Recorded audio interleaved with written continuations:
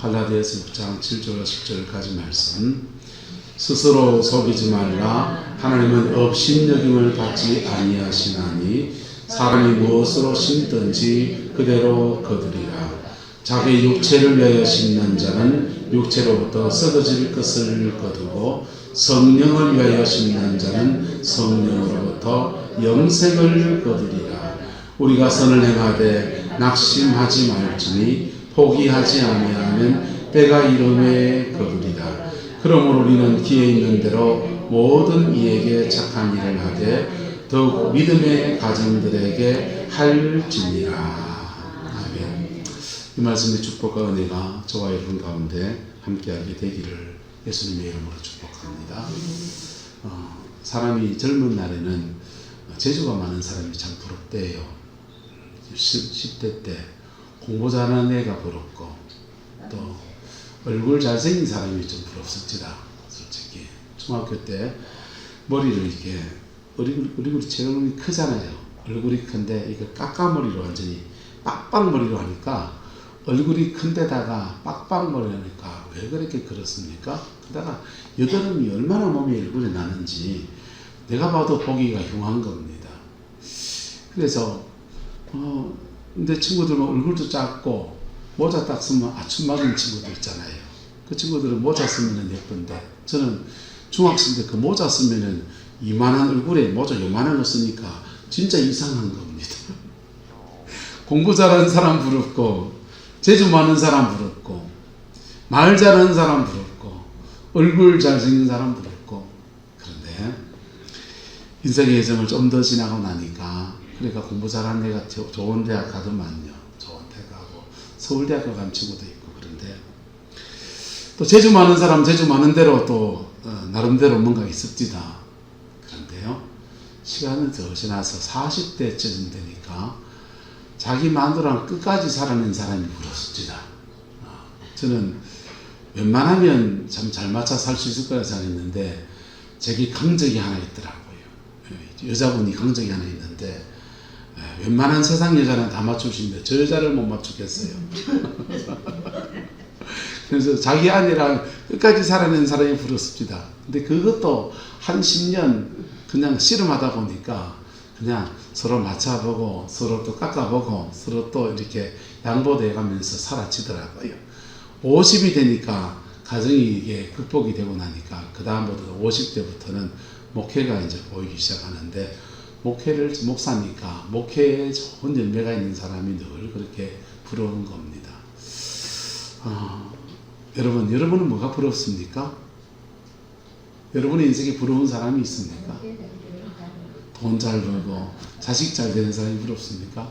60이 되면 또 뭔가 또 부러운 게 또 있겠죠. 인생은 그 인생의 시기마다 자기가 인생에 이루어야 될 과업이 있고 그걸 이루어낼 때 성취감을 느끼게 됩니다.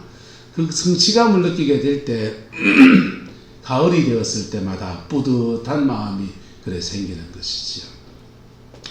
자, 그런데 정말 인생에서 정말 부러운 게 뭡니까? 여러분 하나님 앞에 섰을 때는 한번 따라합시다. 열매 있는 사람이 부럽습니다. 근데 열매 있는 사람은 죄송합니다. 돈 많다고 열매가 있습니까? 돈이 많을 뿐이에요. 돈이 많을 뿐이에요. 교회에 직분이 높다고 열매가 반드시 있습니까? 아니요. 교회에 시간이 이래 지나보세요. 여러분도 다 은퇴를 하게 되고 나중에 되면 뭐 그래 되겠죠. 그런데 집안에서도 어른인 사람이 있고 꼰대인 사람이 있고 노인인 사람이 있습니다.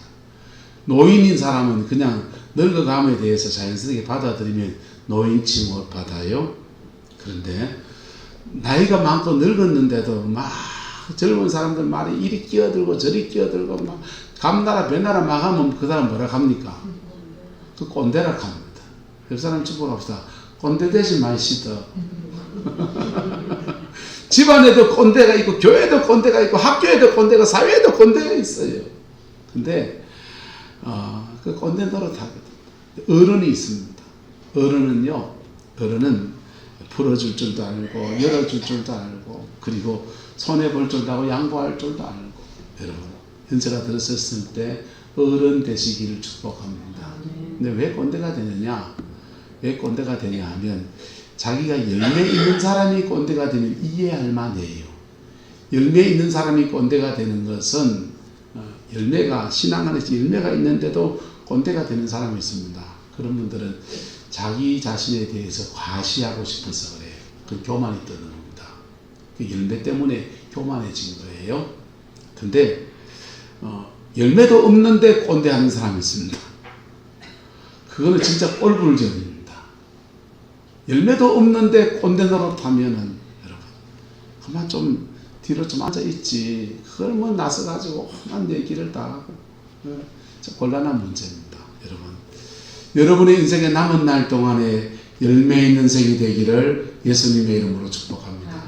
남은 날 동안에 열매가 있으면 우리가 신앙 안에서 열매는 따라서 천국 가면 상급이고 살아있는 동안에는 열매고 자녀들에게는 영적 유산이고 세 가지가 되는 거예요. 같은 건데 천국 가면은 열매로 나타납니다. 권사님이 기도 덕분에 내 영혼 구원받아서 하나님께 왔습니다. 집사님 교회 위해서 그렇게 애쓰고 힘쓰고 그럴 때 하나님이 그거 다 기억하셔서 천국의 상급으로 쌓아주시는 은혜가 있는 거예요. 그리고는 내 인생에는 열매예요. 그리고 믿음의 후예들에게는 뭡니까? 상급입니다. 할렐루야. 이 세 가지 은혜가 저와 여러분의 가정 안에 풀어지게 되기를 예수님의 이름으로 축복합니다. 다들 좋은 인생을 살기 원하는데 근데 왜 꼰대가 되느냐? 왜 열매 없는 생이 되느냐? 왜 그런가 하면요. 스스로 속아서 그래요. 속아서 그래요. 사단은 우리를 교묘하게 속여요. 똑똑한 거는 좋은 거예요. 근데 똑똑한데 심지 않으면 똑똑한 사람인데 열매가 없는 거예요.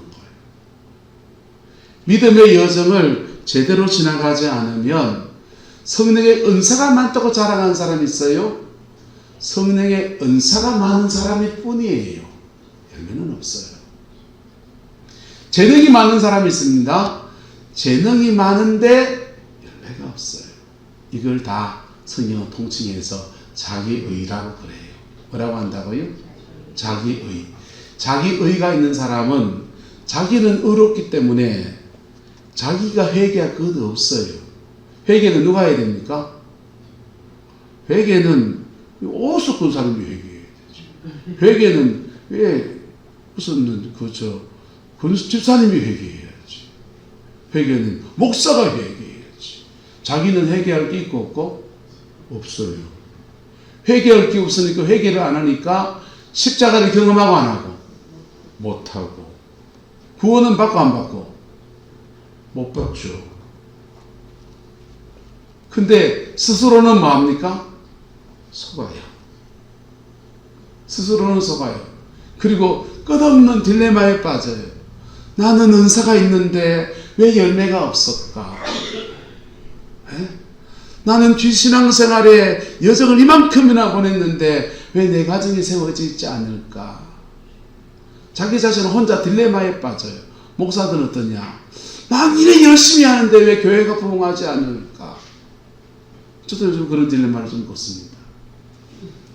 하나님은 뭐하지 아니하시나니 없인 여김 받지 아니하시나니 옛날 성경 만오리 여김 받지 아니하시나니 역사를 주관하신 하나님은 정확하세요. 공정하세요. 반드시 심은 대로 거두게 하십니다. 죄를 심으면 죄를 거두게 돼 있어요. 쓴 열매를 거두게 돼 있다. 의를 심었으면 의를 심은 데 대해서 하나님이 상으로 거두게 하시는 은혜들이 있는 것입니다. 할렐루야.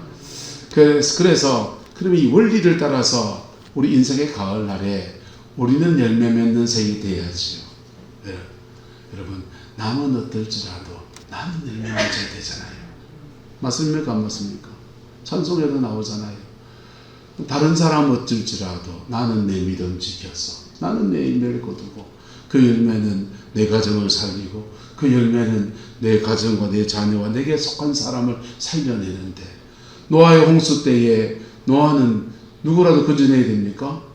가족 식구라도 건져내야 되는 겁니다. 그래야 방주에 태워갖고 가족 식구라도 살아남아야 되는 것이죠. 남들은 다 그냥 막 그럴 때 같이 그래야 됩니까? 물에 쓸리 가야 됩니까? 소돔 고모라 멸망당하는데, 남들은 다 유황불 맞아 멸망당하는데, 롯과 그의 가족들은 하나님의 은혜로 구원받을 기회를 잡았다 안 잡았다? 잡았습니다. 마누라는요, 돌아보다가 그냥 소금기둥 내버렸습니다. 마누라가 소금기둥이 나도 소금기둥 내야지 이래야 됩니까? 할 수 없습니다. 그때는 나라도 구원을 받아야 되는 거예요. 지금 이제 굉장히 심각한 마지막 때로 갑니다. 이스라엘에 전쟁 났잖아요. 뉴스 봤습니까? 이스라엘에 전쟁 났습니다. 하마스가 이스라엘 땅으로 5,000발의 대공포를 쐈습니다. 이쪽에서 100몇 명이 죽고 저쪽에서 100몇 명이 죽었습니다. 중동 땅에 전쟁 나면 하나님의 시간표는 빨라지고 있다는 걸 알아야 됩니다. 네. 전 세계 전쟁의 명지역은 유럽 지역, 우크라이나 저쪽. 네. 어서고선 기도 많이 됩니다. 우크라이나 폴란드입니다. 러시아가 유럽을 밀고 나오면 우크라이나하고 폴란드하고 이런 쪽으로 밀고 나와요. 그래서 폴란드가 쫄이가지고 우리나라 무기를 그래 많이 사는 거예요. 장목사님 가 계신 기도 많이 해야 됩니다. 그쪽 유럽에는 폴란드, 우크라이나 이쪽입니다. 중동에는 석유가 있어서 이스라엘과 아랍 지역의 중동이 전쟁의 도화선이에요. 그리고 이쪽으로 올라오면 지금은 대만과 한국이 지금 위험해요. 마지막 때라. 마지막 때는 자기 영혼 구원이라도 먼저 이루어야 되는 그런 때. 스스로 자꾸 속아요. 나는 이런 것 때문에 속고 저런 것 때문에 속고 스스로 속인다니까. 사람이 무엇으로 마든지 심든지 그대로 마리라 거두리라. 심은 대로 거둡니다. 그래서 심은 대로 거두는데, 그러면 하나님의 이 법칙이 나는 이 말씀을 인정하지 않아요. 그런다고 안 이루어집니까? 나는 이 말씀 인정하지 않아요. 나는 안 심어도 잘 거둘 거예요. 그래도 이루어집니다. 그러니까 말씀에 나를 맞춰야 되면 내가 말씀에 맞춰야 됩니다. 내가 말씀에 맞아요. 말씀을 보고 내보고 맞추라고 하면 안 돼요. 역사를 주관하시는 그분의 법 앞에 나를 맞추어 갈 때 힘든 여정이 될 수 있습니다. 왜냐하면 이거는 치열한 습관과의 싸움이거든. 싸움이지만은 그 여정을 바로 지나가면 반드시 하나님이 살아계신다고. 그래서 성령 안에서 심는 자는 성령으로부터 영생을 거둔다 했습니다. 그래서 낙심하지 말라 이랬는데요. 자, 봅시다. 이거 넘어가고요. 역사의 주관자는 누구이시다? 같이 읽어 시작. 역사의 주관자가 하나님이신 것을 인정하라. 역사를 주관하시는 누구시다? 하나님이세요. 예배당 안에, 예배당 밖에는 그냥 신앙이 없는 무신론자가 많지만, 예배당 안에는 신앙을 가진 실천적 무신론자가 늘어났습니다. 하나님 살아계신 걸 처음으로 알아요. 몸이 나아보니까 병이 걸렸는데 낫게 하시는 하나님, 방언의 은사를 경험하기도 하고, 설교를 때 깨닫는 은혜도 주고, 찬송할 때 눈물도 나기도 하고, 여러 가지로 하나님은 당신의 살아계심을 우리한테 나타내셨어요. 그래서 하나님 살아계신 거 알아요. 그런데 내가 살아가는 삶의 방식은 불신자와 똑같아요. 네. 할 말, 막말 다 하고, 엄난 죄 다 짓고, 도둑질도 해가면서, 거짓말 해가면서, 그래 살아요. 사기쳐가면서. 역사의 주관자가 누구시다? 하나님이십니다. 안 믿어도 역사의 주관자가 하나님이세요. 믿어도 역사의 주관자가 하나님이세요. 믿는 사람은 이걸 가지고 있어요. 그분이 어떤 원리를 가지고 축복하시는지, 어떤 원리로 생명을 주시는지, 어떤 원리로 은혜를 주시는지 다 안다 모른다. 철석까지 알잖아요. 아는데 이걸 적용하지 않아요. 적용하지 않으니까 역사를 주관하신 하나님이 죄 지은 대로, 믿는 사람인데 죄 지은 대로 징계만 자꾸 해야 돼요.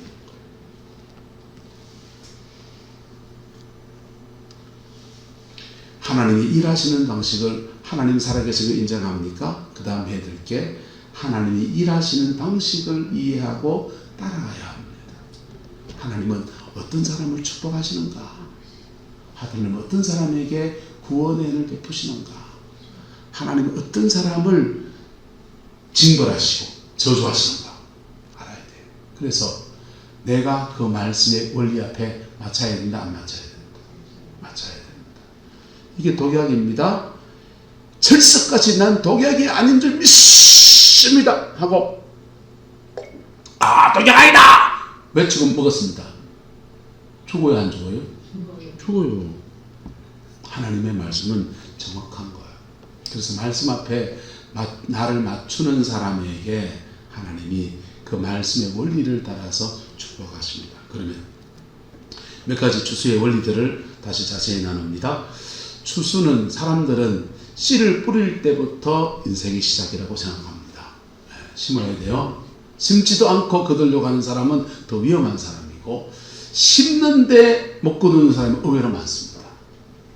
인생에서 심는데 못 거두는 사람들은 파종전의 추수 원리가 있는데 5가지를 몰라서 그래요. 첫 번째, 내가 구원받았는지 체크해봐야 해요. 내가 정말 거듭났는지 체크해봐야 됩니다. 교회 안에는 알곡도 있고 가라지도 있고 축제기도 있어요. 내 안에 예수의 생명이 없는데 천국 백성이라고 딱 붙이고 다닙니다. 아니요. 죽을 때 되면 다 드러납니다. 죽을 때 되면 벌벌벌벌 떠는 사람도 있고요. 죽을 때 되면 영원히 거듭나지 않은 사람은 태어납니다. 거듭났습니까? 두 번째, 먼저 복 있는 사람이 되라. 같이 읽어 시작. 먼저 복 있는 사람이 되라. 복 있는 사람이 되려고 하면 세 번째, 광야를 지나는 원리를 이해해야 됩니다. 이스라엘 백성들을 애굽에서 구원해냈습니다. 구원해낸 그 사람들을 가나안 땅에 그냥 곧바로 보내줬습니다. 광야 지나갔습니다. 광야 지나갔어요. 40년 광야를 지나갔습니다. 40년 광야를 왜 지나가게 하시느냐?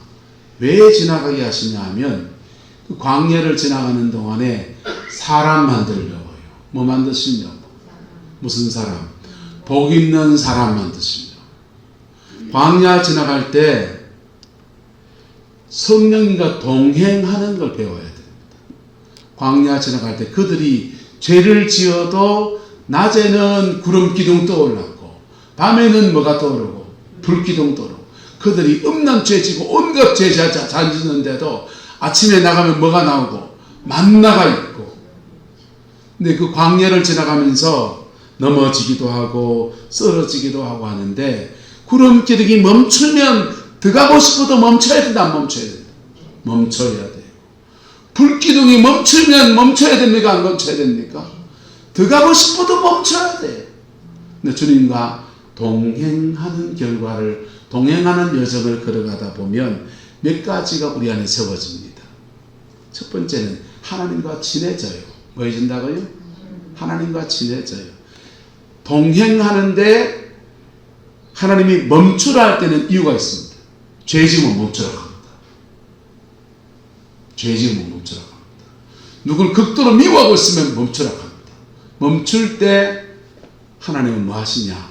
하나님 안에 머무르는 훈련을 줘요.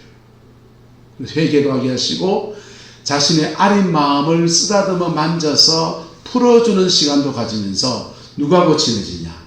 하나님하고 친해집니다.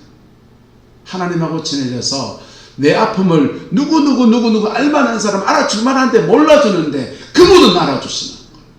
그래서 그분 앞에서 내 마음을 토해놓고 풀어내고 그러면서 하나님과 친해져요. 친해지고 이게 지나고 나면 우리 안에 주님을 닮은 성품이 나옵니다. 미워하는 마음을 계속 가지고 있으면 앞으로 나가지는 못해. 그래서 그걸 내려놓고 안 내려놓고 억지로 내려놓다 보면 성령이 도와서 훅 뛰어넘으면서 사람을 이해하는 폭이 깊어지고 넓어지고 자기 안에 사랑과 희락과 화평과 오래 참음과 자비와 양성과 충성과 온유와 절제라고 하는 성령의 9가지 열매가 내 안에 맺히는 거예요. 이게 복이 있는 사람이 되는 거예요. 그리고 광야를 지난 사람들에게는 자기 능력보다 뛰어난, 자기가 가지고 있는 능력보다 더 뛰어난 능사가 나타납니다. 없던 은사를 주어서 영적인 영역에 은사를 줘가지고 뛰어나게 하시는 경우도 있고, 내가 이미 알고 있는 데 대해서 성령의 도우심이 더해져서 자기 능력보다 뛰어나기도 해요.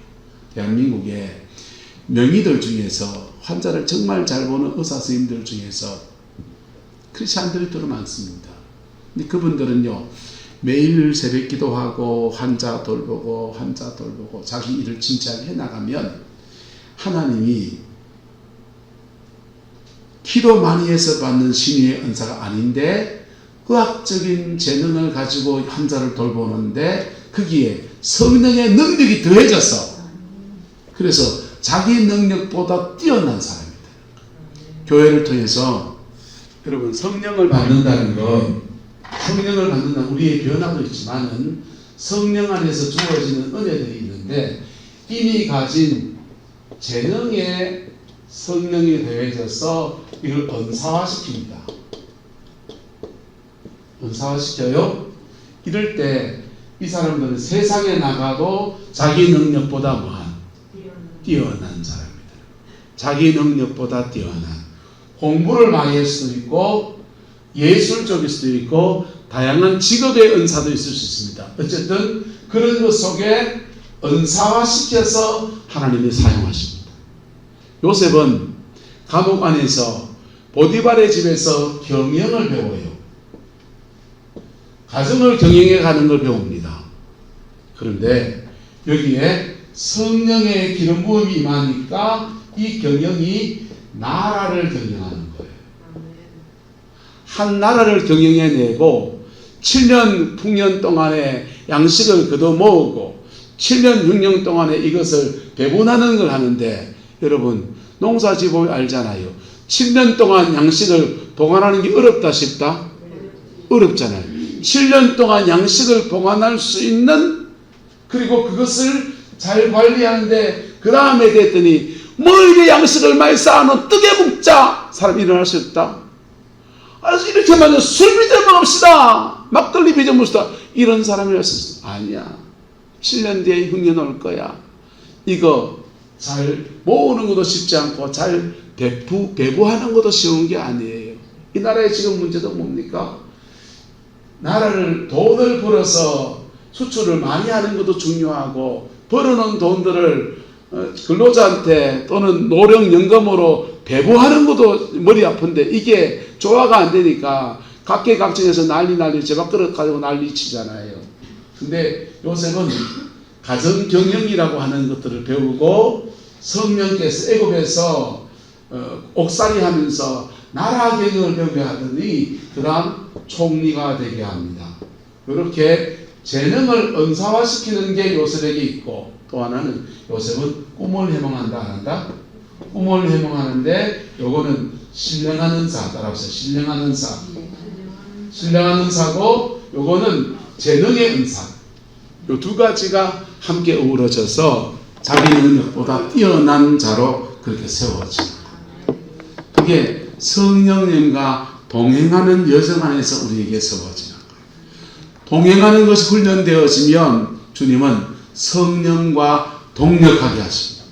마음에 감동을 줘서 어디다 물질을 보내게도 하시고, 어디다가 교회 와서 청소하고 봉사하고 헌신하고 섬기기도 하시고, 주방에 들어가 설거지도 하게 하시고, 그리고 이런저런 일들로 주님과 동력하는 것을 배우게 하십니다. 그 동력은 심을 때, 수고할 때, 인내할 때, 영적 전투에 때에 맞는 것을 수고하게 했어요. 엄한 수고를 하면 그거 여러분 부지런한 것 같은데 분답한 사람이에요. 여러분, 옆 사람 축복합시다. 분답지 말고 부지런합시다. 일만 만드는 분답은 사람이 있습니다. 주방에 뭘 일하는데 그 사람이 끼면은 막 분답해져가지고요. 간장 넣어야 돼, 소금 넣고, 설탕 넣어야 돼, 소금 넣고 해가지고 엉망진창을 만들어 놓는 거예요. 여러분, 부지런한데 좋은 건데, 부지런히 이상해지면 분답해지는 거예요. 근데 성령은 우리에게 동역할 때 뭘 시키냐 하면, 때에 맞는 수고를 시킵니다. 내 때가 심어야 될 때면 뭐 할 때다? 심어야 되는 거지. 심어야 되는 거지. 수고할 때면 뭐 할 때고? 지금 수고할 때인 거지. 인내해야 되면 인내해야 되고, 지금 내가 기도할 때면 뭐 해야 됩니까?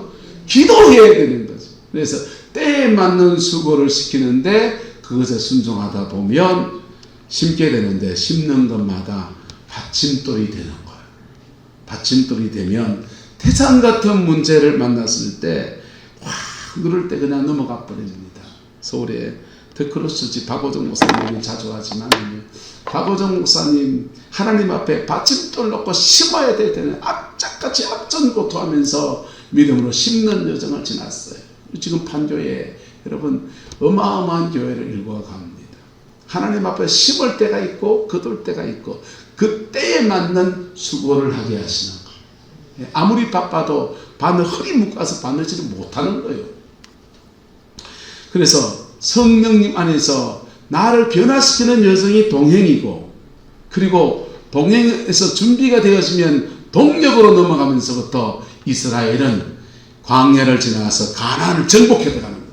정복해 나가면서 가나안의 31개의 성을 그냥 팍팍팍 치고 나가면서 가나안 땅을 정복해 나가고, 정복한 땅에서 그들의 작물을 심고 그 열매를 거두어 가는 것입니다.